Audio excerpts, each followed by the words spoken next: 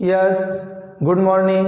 Career academy विद्यालय की online class में आपका फिर से स्वागत। जो अपना कक्षा 10 का एसएसटी का टॉपिक चल रहा था केंद्र सरकार, क्या चल रहा था? केंद्र सरकार। और उस केंद्र सरकार के अंतर्गत हमने अध्ययन कर लिया था लोकसभा का। किसका कर लिया था? लोकसभा का केंद्र सरकार, और केंद्र सरकार में अध्ययन कर लिया था लोकसभा का। तो आज हमारा जो टॉपिक रहेगा वो टॉपिक है अपना प्रेसिडेंट, राष्ट्रपति। क्या है? राष्ट्रपति। विशेष रूप से बहुत इंपॉर्टेंट टॉपिक है, बढ़िया टॉपिक है, ध्यान देना। बोर्ड एग्जाम में प्रबल संभावना है, बोर्ड एग्जाम में एक निबंधात्मक प्रश्न बनने की इस चैप्टर से प्रबल संभावना है। पॉलिटिकल का जो पार्ट अपन अध्ययन कर रहे हैं। अब मैं बात कर रहा हूँ राष्ट्रपति की। जो राष्ट्रपति का पद है वो एक बहुत सम्माननीय पद है, और भारतीय संविधान के अंदर इस पद को बड़ा गरिमामय पद माना गया है, और राष्ट्रपति है वो भारत के सर्वोच्च नागरिक माने जाते हैं। अब मैं बात करता हूँ, थोड़ी बेसिक जानकारी अपन प्राप्त कर लेते हैं संविधान की। ध्यान देना, संविधान के अनुच्छेद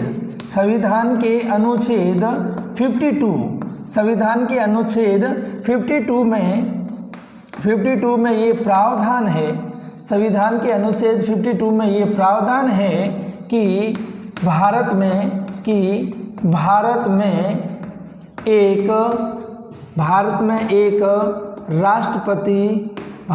एक राष्ट्रपति का पद होगा। भारत में एक राष्ट्रपति का पद होगा। ये हमारा आर्टिकल कौन सा कह रहा है? ये आर्टिकल कह रहा है 52। क्या कह रहा है? 52 के आर्टिकल में ये प्रावधान किया था जब हमारा संविधान बन रहा था, और उस समय ये कहा गया था कि भारत में एक राष्ट्रपति का पद होगा। अब मैं बात कर रहा हूँ अनुच्छेद 53 में ये प्रावधान किया गया था कि संघ की, याद रखना, संघ की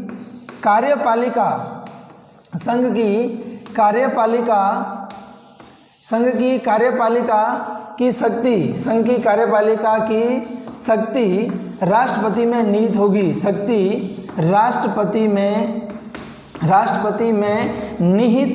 राष्ट्रपति में निहित होगी। इस चीज़ का विशेष रूप से ध्यान दें। क्यों? क्योंकि जो आर्टिकल ये कह रहा है कि जो हमारे कार्यपालिका का समस्त कार्य, कार्यपालिका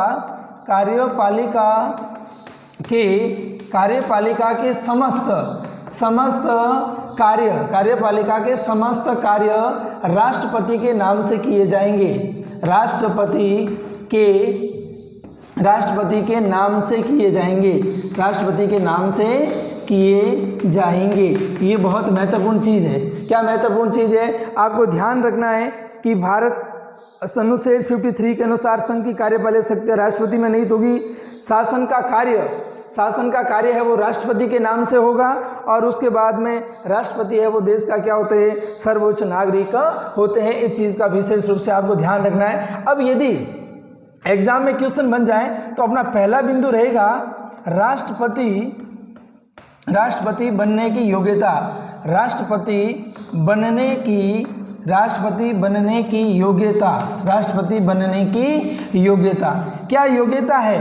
कौन सा व्यक्ति है वो राष्ट्रपति बन सकता है? तो आपको योग्यता में से भी क्वेश्चन बन सकता है। ये तो सामान्य जानकारी थी। अब योग्यता में सबसे पहले बिंदु है वो आप नोट करें, वह भारत का नागरिक हो। बिंदु नंबर 1, वह भारत का नागरिक हो। बिंदु नंबर 1, वह भारत का नागरिक हो। बिंदु नंबर 2, उसने 35 ईयर, उसने 35 वर्ष की आयु पूर्ण कर ली हो। 35 वर्ष की आयु पूर्ण कर ली हो। बिंदु नंबर 2। बिंदु नंबर 3 हमारा ये कह रहा है वह भारत सरकार व राज्य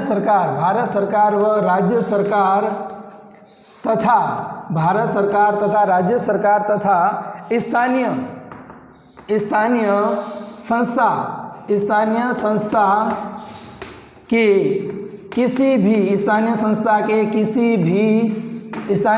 के किसी भी लाभ के पद पर न हो। लाभ के पद पर न हो।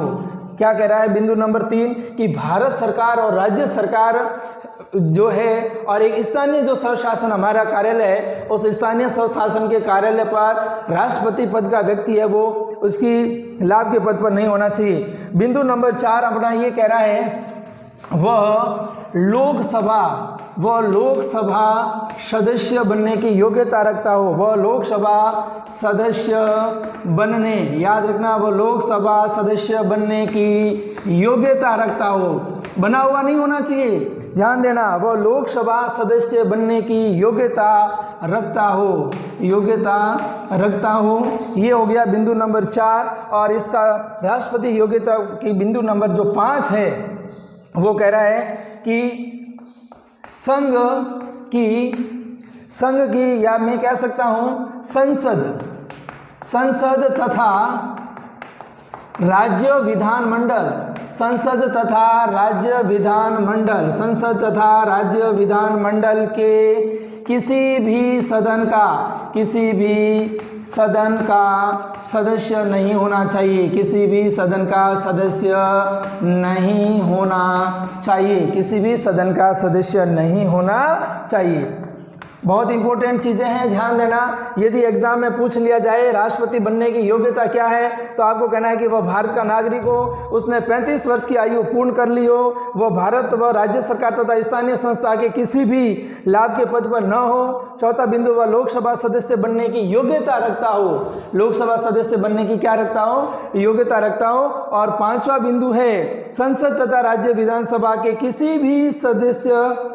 किसी भी सदन का सदस्य नहीं होना चाहिए। ये मुख्य रूप से क्या हो गई, राष्ट्रपति पद की उम्मीदवार बनने की योग्यता, कि कौन सी योग्यता के कारण ही वो क्या बन सकता है, राष्ट्रपति बन सकता है। अब नेक्स्ट बिंदु की अपन बात करते हैं। बिंदु नेक्स्ट क्या कहता है, देखिए बिंदु नेक्स्ट ये कह रहा है कि मान लो आप तो उम्मीदवार तो बन गए, लेकिन आपका मतदान है वो कौन करेगा, आपका मतदान है वो कौन करेगा। क्या ऐसा संविधान में कोई प्रावधान किया हुआ है? जी हाँ, बिल्कुल ऐसा संविधान के अंदर प्रावधान भी किया हुआ है, ऐसा संविधान में प्रावधान है। जैसे अपने बताया था, सबसे पहले बात की थी, देखिए अनुच्छेद, जो अनुच्छेद अपना 52 था उसमें ये प्रावधान था कि भारत में एक राष्ट्रपति होगा। अनुच्छेद जो अपना 53 था वो ये कहता है कि कार्यपालिका के समस्त कार्य है वो राष्ट्रपति के नाम से होंगे। और चौथा जो अपना है वो अनुच्छेद अगला है 54, वो राष्ट्रपति के चुनाव की प्रणाली। देखो अब अपन कह सकते हैं, दूसरा बिंदु मैं लगाता हूँ, राष्ट्रपति के चुनाव की प्रणाली, राष्ट्रपति के चुनाव की प्रणाली, यानी चुनाव कौन कौन सी प्रणाली से होगा, राष्ट्रपति का चुनाव। तो ये हमारा संविधान, याद रखना, संविधान का आर्टिकल है, एक अनुच्छेद है, संविधान का अनुच्छेद, याद रखना, संविधान का अनुच्छेद है 54। संविधान का अनुच्छेद 54 ये कहता है कि भारत के राष्ट्रपति के चुनाव की प्रक्रिया, भारत के राष्ट्रपति के चुनाव की प्रक्रिया या प्रणाली। तो आपको ध्यान देना है कि राष्ट्रपति का जो चुनाव है वो एक मैं पद्धति बता रहा हूं जिसका नाम है एकल संक्रमणीय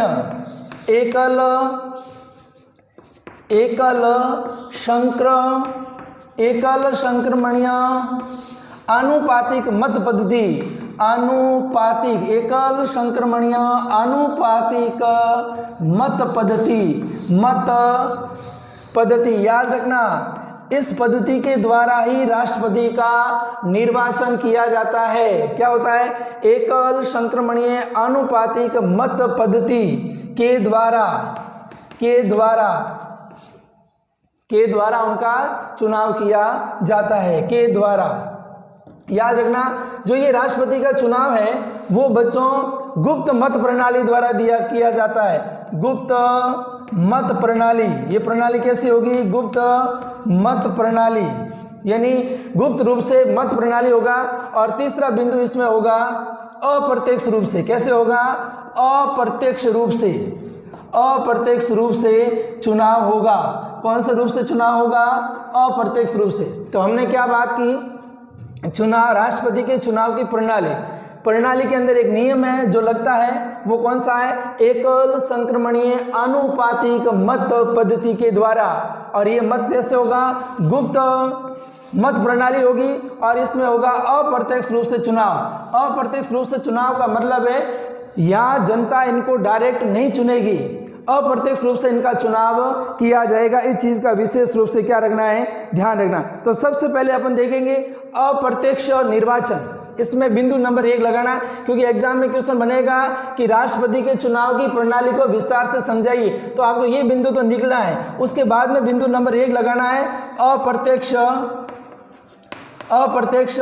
प्रणाली क्या होती है, अप्रत्यक्ष प्रणाली में चुनाव कैसे होते हैं। तो अप्रत्यक्ष प्रणाली में आपको ध्यान रखना है, सबसे पहले इसमें राज्य विधानसभाओं, याद रखना, राज्य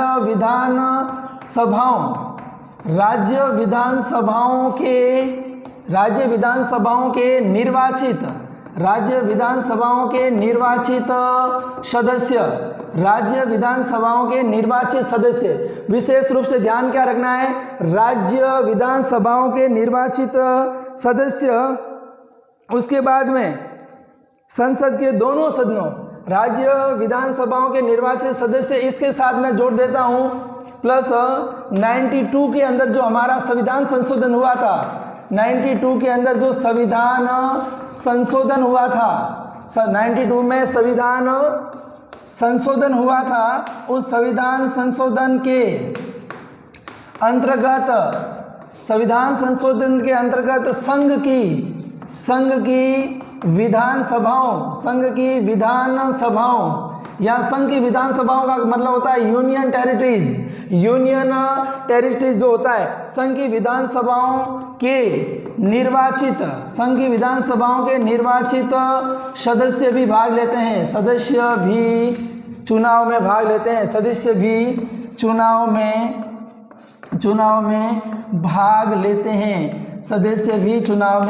लेते हैं, इस चीज का विषय देखो। राष्ट्रपति के चुनाव प्रत्यक्ष प्रणाली है, अप्रत्यक्ष चुनाव प्रणाली है, और उस अप्रत्यक्ष चुनाव प्रणाली में आपको पहला बिंदु देखना है कि राज्य विधानसभाओं के निर्वाचित सदस्य, जितने भी राज्य है भारत में, उन राज्यों की जो विधानसभा है, उस विधानसभा में निर्वाचित का मतलब जो जीते हुए प्रतिनिधि है, एक तो वो होगा, एक 92 के अंदर हमारा संविधान संशोधन हुआ था, अमेंडमेंट हुआ था, कॉन्स्टिट्यूशन अमेंडमेंट हुआ था 1992 के अंतर्गत, तो वहां पर संघ की जो विधानसभा थी, उन विधानसभाओं के निर्वाचित सदस्य भी भाग लेते हैं। और नंबर दूसरा, संसद के दोनों सदनों, याद रखना, दोनों सदन कौन? संसद के लोकसभा और राज्यसभा, संसद के दोनों सदनों के निर्वाचित सदस्य, याद रखना, मनोनीत की बात मैं नहीं कर रहा हूं, आपको केवल और केवल ध्यान ये रखना है निर्वाचित सदस्य, जिसका इलेक्शन हुआ है, जो चुनाव जीते हुए हैं, संसद के दोनों सदनों के निर्वाचित सदस्य राष्ट्रपति के चुनाव प्रक्रिया में भाग लेते हैं। तो ये तो नंबर 1 अपना हो गया अप्रत्यक्ष प्रणाली, मतलब इनका वोट लगता है। किन किन का वोट लगता है? पहले आपको ध्यान रखना, वोट कौन सी पद्धति से लगता है? तो वोट लगता है आपका छात्रों, सबसे पहले एकल संक्रमणीय आनुपातिक मत प्रणाली के द्वारा इनका वोटिंग होती है। ये वोटिंग है वो गुप्त मत प्रणाली द्वारा होती है। ये अप्रत्यक्ष रूप से चुनाव होता है, डायरेक्ट नहीं होता है, जिसको मैं कह सकता हूँ इनडायरेक्ट चुनाव होता है। उसके बाद हमने पहला बिंदु लिया अप्रत्यक्ष प्रणाली। अप्रत्यक्ष प्रणाली में क्या है कि राज्य विधानसभाओं के निर्वाचित सदस्य, राज्य विधानसभाओं के हमारे जितने भी निर्वाचित सदस्य हैं, प्लस 92 के अंदर एक संविधान में संशोधन हुआ, उस संशोधन के अंतर्गत जो हमारे संघ की विधानसभा, अब संघ की विधानसभा क्या होती है? जो केंद्र शासित प्रदेश है उसको बोलते हैं संघ की विधानसभा। तो संघ की विधानसभाओं के निर्वाचित सदस्य भी इसके अंदर भाग लेते हैं। और नंबर दूसरा है कि संसद के दोनों सदन कौन से? लोकसभा और राज्यसभा, दोनों सदनों के निर्वाचित सदस्य भी राष्ट्रपति के चुनाव में पार्टिसिपेट करते हैं, भाग लेते हैं। अब सारे के सारे भाग देंगे, सारे के सारे कैसे चुनाव? तो ये चुनाव है एकल संक्रमणीय मत पद्धति। दूसरा बिंदु मैं डाल रहा हूं, एक बिंदु ये हो गया, दूसरा बिंदु है एकल संक्रमणीय मत प्रणाली। एकल संक्रमणीय मत प्रणाली 2 नंबर बिंदु में ये आपको लिखना है एकल संक्रमणीय मत प्रणाली। अब एकल संक्रमणीय मत प्रणाली इसमें कैसे, तो इस एकल संक्रमणीय मत प्रणाली का मतलब है जो भी राष्ट्रपति का प्रतिनिधि होगा, राष्ट्रपति का जो उम्मीदवार होगा उसको एक निर्धारित है, तो मैं यहाँ लिख सकता हूँ निर्धारित कोटा प्राप्त करना होता है, निर्धारित कोटा प्राप्त करना होता है। जो भी उम्मीदवार होगा उस उम्मीदवार को जीतने के लिए एक निर्धारित कोटा प्राप्त करना होगा। कैसे निर्धारित कोटा कैसे प्राप्त करना होगा, इसमें एक सूत्र लगेगा। ये सूत्र ये कहता है कि एक कोई भी राष्ट्रपति है और वो यदि वो जीतना चाहता है, सफलता प्राप्त करना चाहता है, तो एक कोटा है। क्या है कोटा? सूत्र ये है उसका बच्चों कि दिए गए, देखो ये लिखना बहुत इंपॉर्टेंट है, दिए गए वेद मतों की संख्या, वेद का मतलब वैलिड जो मत है उनकी संख्या, दिए गए वेद मतों की संख्या बटा के अंदर क्या आएगा, राष्ट्रपति पद के उम्मीदवार, जितने भी उम्मीदवार है, राष्ट्रपति पद के जितने भी उम्मीदवार है वो यहाँ नीचे आ जाएगा। ऊपर क्या आएगा कि दिए गए वेद मतों की संख्या, नीचे क्या आ जाएगी, राष्ट्रपति पद के उम्मीदवार जितने भी है और उसको भाग देना है 1000 से। भाग कितने से देना है? 1000 से। तो इस सूत्र के द्वारा राष्ट्रपति का एक जीत प्राप्त करने का जो निर्धारित कोटा है वो निर्धारित कोटा प्राप्त हो जाएगा। तो ये हुआ एकल संक्रमणीय मत प्रणाली। अब एक बात तो हमने यहाँ जान ली कि इतने वोट मिलेंगे तब राष्ट्रपति, क्योंकि इनकी काउंटिंग है वो 3 स्टेप की होती है। तो आपको ये सूत्र याद रखना है कि निर्धारित कोटा प्राप्त करने के लिए क्या करना पड़ेगा कि दिए गए वेद मतों की संख्या बटा राष्ट्रपति पद के जितने भी उम्मीदवार है, भाग देना कितने का, 1000 का, वो निर्धारित कोटा प्राप्त हो जाएगा। अब 2 नंबर बिंदु हो गया। उसके बाद मैं बात करूंगा नेक्स्ट बिंदु की। नेक्स्ट बिंदु में ये है कि राज्य विधानसभाओं का जो भाग ले रहे हैं, इसके अंदर विधायक भाग ले रहे हैं या संसद भाग ले रहे हैं, उनका कैसे कोटा निर्धारित होगा। तो मैं बात कर रहा हूं राज्य, इसी के अंदर बात कर रहा हूं नंबर 2 लगा के, राज्य विधानसभाओं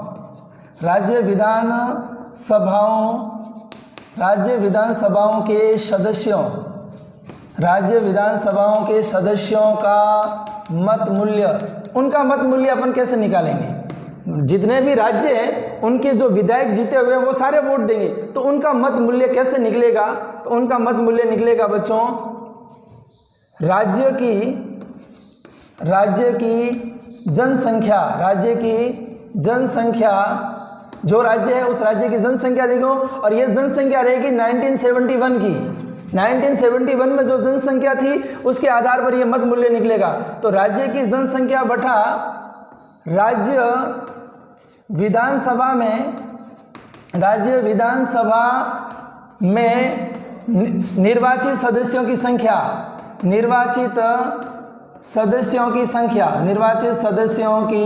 संख्या, इसका आप भाग लगाओगे तो एक विधायक आपको क्या आ जाएगा, राज्य का मत मूल्य आ जाएगा। क्या आ जाएगा? राज्य का मत मूल्य। अब ये तो हुआ राज्य का मत मूल्य। अब यदि एक सांसद है तो मैं ये लिख सकता हूँ सांसद का मत मूल्य कैसे निकालेंगे, तो सांसद का मत मूल्य निकलेगा राज्य विधानसभाओं, जितने भी भारतीय विधानसभाएं हैं उन सभी विधानसभाओं की, तो राज्य विधानसभाओं के सभी निर्वाचित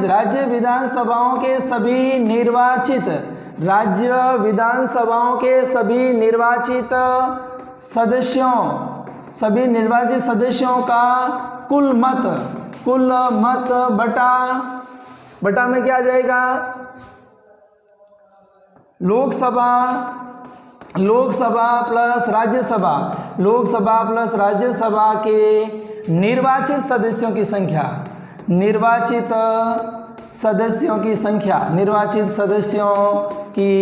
संख्या, ये आपको ध्यान रखना है। ये सूत्र दोगे, ये सूत्र लगाओगे तो एक सांसद का मत मूल्य आएगा। किसका मत मूल्य आएगा? सांसद का। इस प्रकार इन मतों को जोड़कर राष्ट्रपति की चुनाव प्रणाली को है वो लागू किया जाता है। तो हमने सबसे पहले अध्ययन किया था कि राष्ट्रपति की बनने की क्या योग्यता है, फिर राष्ट्रपति का चुनाव किस प्रकार होता है। अब मान लो मैं एक उदाहरण दे रहा हूं कि एग्जाम में ऐसा पूछा राष्ट्रपति के चुनाव की प्रणाली का विस्तार वर्णन कीजिए, तो आपको इन 2 बिंदुओं के माध्यम से पूरी चुनाव प्रणाली को क्या करना है? स्पष्ट करना है। ध्यान ये देना है कि राष्ट्रपति के चुनाव में भाग कौन लेते हैं? भाग लेते हैं राज्यों की जो विधानसभा होती है उन विधानसभाओं के निर्वाचित प्रतिनिधि होते हैं, प्लस जो हमारे संसद है उस संसद के दोनों सदनों के निर्वाचित सदस्य वो भाग लेते हैं। इस चीज का आपको विशेष रूप से क्या रखना है? ध्यान रखना है। अब यदि मैं कह रहा हूं कोई व्यक्ति राष्ट्रपति बन गया, मान लो कोई व्यक्ति क्या बन गया? राष्ट्रपति बन गया, तो उसको राष्ट्रपति के पद से वापस हटाना हो तो कैसे हटाया जा सकता है, उसके बारे में अध्ययन करते हैं। तो अगला क्वेश्चन अपना ये भी बन सकता है कि राष्ट्रपति को अपने पद से कैसे हटाया जा सकता है, विस्तार से वर्णन कीजिए। एग्जाम में क्वेश्चन बन गया कि राष्ट्रपति को अपने पद से कैसे हटाया जाता है, विस्तार से वर्णन कीजिए। देखिए अपन वर्णन कर रहे हैं कि राष्ट्रपति को उसके पद से हटाया जाता है या नहीं जाता है। बिल्कुल जी हाँ, हटाया जाता है। बात कर रहा हूँ क्वेश्चन नंबर अगला अपना नेक्स्ट बनेगा। नेक्स्ट क्या बनेगा? नेक्स्ट बिंदु लेता हूँ मैं, राष्ट्रपति को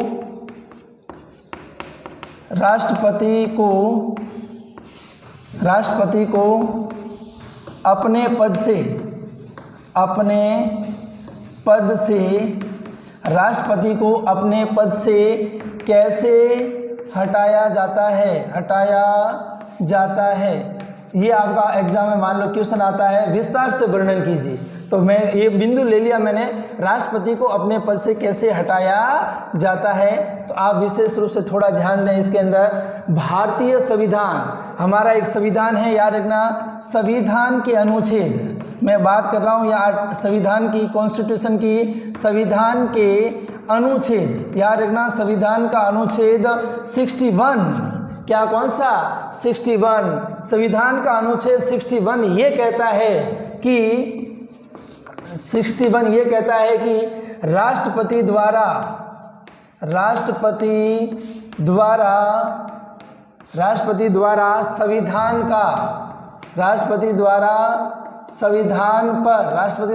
संविधान पर अतिक्रमण किया हो। संविधान पर क्या किया हो? अतिक्रमण किया हो। राष्ट्रपति द्वारा संविधान पर क्या किया हो? अतिक्रमण किया हो। इस चीज का विशेष रूप से ध्यान दें। या मैं यूं कह सकता हूं अतिक्रमण किया हो, या संविधान विरोधी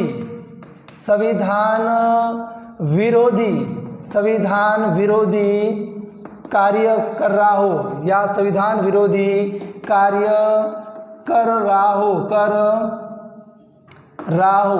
अब यदि ऐसा लग रहा है, किसको लग रहा है? ये बात होती है संसद में। किस में होती है? संसद में 2 सदन होते हैं, एक लोकसभा और एक राज्यसभा। अब यदि लोकसभा और राज्यसभा के सदस्यों में किसी को ऐसा लग रहा है कि राष्ट्रपति है वो संविधान का अतिक्रमण कर रहे हैं या संविधान विरोधी कार्य कर रहे हैं, उनको ऐसा आभास होता है, ऐसा क्या हो जाता है? आभास होता है। तो आपको ध्यान रखना है कि इस दरमियान संसद के, मैं कह सकता हूं संसद के किसी भी, ध्यान रखना, संसद के किसी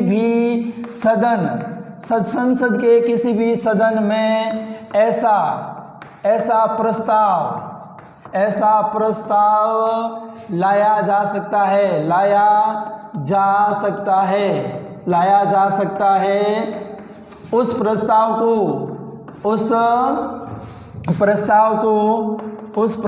को महाभियोग, उस प्रस्ताव को क्या कहते हैं? महाभियोग। याद रखना, महाभियोग, जिसको कहते हैं कि राष्ट्रपति पर महाभियोग लगाकर उसको अपने पद से हटाया जा सकता है। तो मैं कह रहा हूं संसद के किसी भी सदन में ऐसा प्रस्ताव लाया जा सकता है और वो प्रस्ताव लाने के कारण वो प्रस्ताव यदि पास हो जाता है तो उस प्रस्ताव का नाम है महाअभियोग लगाकर राष्ट्रपति को अपने पद से हटाया जा सकता है। लेकिन ये महाअभियोग लगेगा कैसे? जब ऐसा पता चल जाएगा कि राष्ट्रपति ने संविधान विरोधी कार्य किया है तो संसद के किसी भी सदन में एक प्रस्ताव लाएगा। प्रस्ताव, ध्यान देना, मान लो किसी भी सदन में प्रस्ताव लाया है, प्रस्ताव लाने वाले सदस्य कम से कम 1/4, एक चौथाई, जिसको मैं कह सकता हूं एक चौथाई सदस्यों द्वारा प्रस्ताव लाया जाता है। कितना सदस्य होने चाहिए? 1/4 सदस्यों द्वारा प्रस्ताव लाया जाता है। अब देखो, यदि मान लो राष्ट्रपति को पद से हटाना है तो किसी भी सदन में चाहे वो लोकसभा हो चाहे वो राज्यसभा हो, उसके कम से कम 1/4 सदस्य क्या करेंगे? प्रस्ताव लाएंगे। लेकिन इस प्रस्ताव को लाने से, ध्यान रखना, इस प्रस्ताव को लाने से पहले 14 दिन 14 डेज 14 दिन पहले राष्ट्रपति को सूचित करना होगा। राष्ट्रपति को सूचित करना होगा। क्या सूचित करना होगा? कि राष्ट्रपति महोदय, आपके विरुद्ध हम महाअभियोग लगा रहे हैं। ये राष्ट्रपति को 14 दिन पहले सूचना देनी होगी। अब क्या होगा? 1/4 सदस्य द्वारा जो प्रस्ताव लाया जाता है, उस प्रस्ताव को, जिस सदन में ये प्रस्ताव लाया जाता है, उस सदन के 2 तिहाई जितने भी सदस्य संख्या है, उन टोटल सदस्य संख्या का, याद रखना आपको, कुल सदस्य संख्या, मैं यहाँ लिख सकता हूँ कुल सदस्य संख्या का 2 तिहाई द्वारा वो पारित होना चाहिए। 2 तिहाई द्वारा वो प्रस्ताव है वो क्या होना चाहिए? पारित। मान लो लोकसभा में प्रस्ताव आया है तो लोकसभा में 2 तिहाई सदस्य द्वारा इसको क्या करना है? पारित करना है। अब ये पारित हो गया। पारित होने के बाद में कौन से सदन में जाएगा? दूसरे सदन में। तो दूसरे सदन के जो सदस्य है, जो मेंबर है, वो इसकी क्या करेंगे? जांच करेंगे। और जांच में यदि वो राष्ट्रपति का उम्मीदवार है, जो राष्ट्रपति बने हुए हैं, वो यदि दोषी साबित हो जाते हैं तो दूसरे सदन में, याद रखना, दूसरे सदन में ये प्रस्ताव भी 2/3 वोटिंग से, कुल सदस्य संख्या, यहाँ भी मैं लिख सकता हूँ, कुल सदस्य संख्या का 2 तिहाई मत से जब ये पारित हो जाएगा तो जिस दिन ये प्रस्ताव पारित होगा उस दिन राष्ट्रपति पर महाअभियोग लग जाएगा और राष्ट्रपति को अपने पद से हटाया जा सकता है। तो राष्ट्रपति को अपने पद से कैसे हटाया जा सकता है? तो राष्ट्रपति को अपने पद से महाअभियोग प्रक्रिया के द्वारा हटाया जा सकता है। क्यों हटाया जा सकता है? क्योंकि राष्ट्रपति यदि संविधान विरोधी कार्य कर रहे हैं तो किसी भी सदन में प्रस्ताव लाकर राष्ट्रपति को हटाया जा सकता है। नियम ये रखना, जब प्रस्ताव लाओगे तो वोटिंग होगी 1/4, कुल सदस्य संख्या का 1/4 प्रस्ताव आपको लाना है और जब प्रस्ताव दोनों सदनों में पारित करना है तो कुल सदस्य संख्या का 2/3, 2 तिहाई भाग से उसको पारित होना चाहिए। तो आज हमने अध्ययन किया राष्ट्रपति की सामान्य जानकारी के बारे में कि अनुच्छेद 52 क्या कहता है कि भारत में एक राष्ट्रपति होगा। 53 के अनुसार कार्यपालिका की समस्त शक्तियां है वो राष्ट्रपति में निहित होगी।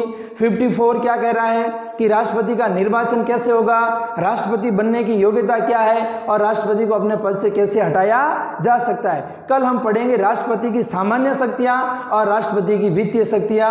बहुत बहुत धन्यवाद।